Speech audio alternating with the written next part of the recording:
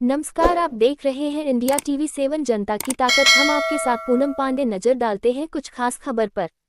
कन्नौज प्रदेश के समाज कल्याण राज्य मंत्री मुख्य अतिथि असीम अरुण सरदार पटेल की 150वीं जयंती के उपलक्ष्य में मुक्ताकांक्षी मंच पर दीप प्रज्वलित कर सरदार वल्लभभाई पटेल के चित्र पर माल्यार्पण कर श्रद्धासुमन अर्पित किया तथा यूनिटी मार्च को हरी झंडी दिखाकर रवाना किया। यूनिटी मार्च मुक्ताकांक्षी मंच से मकरंदनगर से लाखन तिराहा व नगर पालिका तथा ग्वाल मैदान होते हुए बोर्डिंग ग्राउंड में कार्यक्रम का समापन किया गया। इस यूनिटी मार्च में विभिन्न विद्यालयों के बच्चों, एनसीसी कैडेट, प्रशिक्षु पुलिसकर्मी, जनप्रतिनिधि इत्यादि द्वारा प्रतिभाग किया गया। मंत्री ने अपने संबोधन में कहा कि हम सबको मत, मजहब, जाति का भेदभाव नहीं करना है। हम सबको भारत की परंपरा के अनुसार आगे बढ़ना है। इसलिए आज यूनिट मार्च एकता मार्च का आयोजन किया गया है।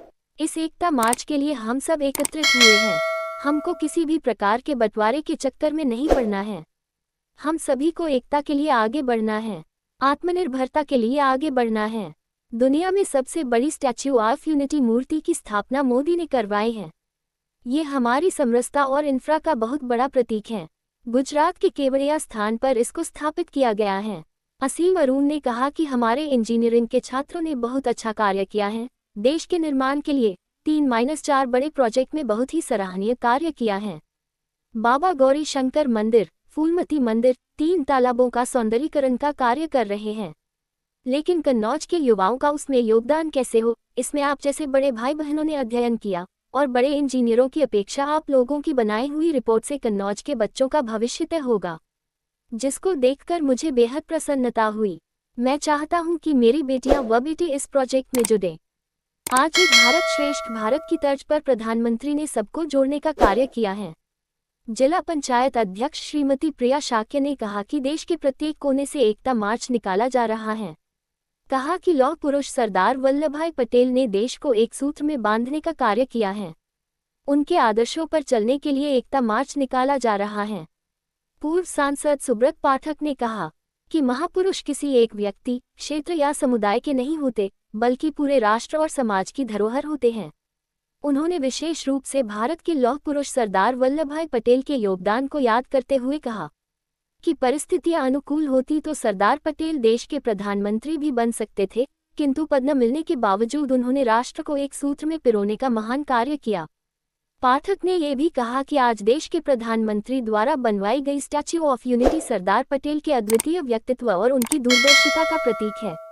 उन्होंने कहा कि आज के समय में सरदार पटेल की सोच और उनके राष्ट्रवादी दृष्टिकोण की सबसे अधिक आवश्यकता है। भारत के भविष्य पर बोलते हुए पूर्व सांसद ने कहा कि देश की वास्तविक शक्ति उसका युवा वर्ग है। हम सबको मिलकर राष्ट्र को आगे ले जाने का संकल्प लेना होगा। उन्होंने युवाओं से प्रेरणा लेने और सरदार पटेल की कर्तव्यनिष्ठ एवं एकीकृत भारत की भावना को घर घर पहुंचाने का आह्वान किया। कन्नौज नगर में कन्नौज विधानसभा में एकता मार्च, यूनिटी मार्च का आयोजन किया गया।